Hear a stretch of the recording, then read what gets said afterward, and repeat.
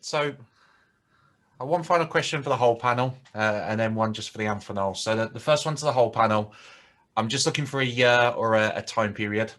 So looking into the future, if there is a day when coax is eventually replaced by full fibre to the home, how soon and what year would you predict that needing to happen? What country do you have in mind?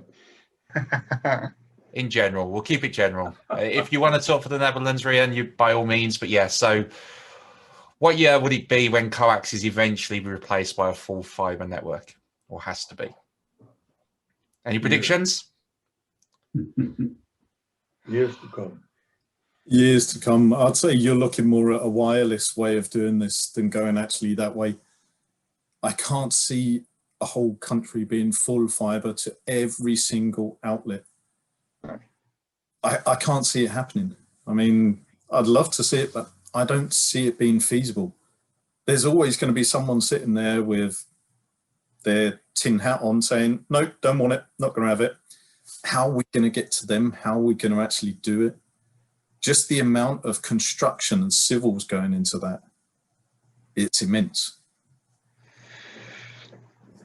Yeah. I see it a long way off yet. Yeah, and I think, you know, we're still just about implementing DOCSIS 3.1. It's out there in the wild and it's being used, but it's not being used everywhere.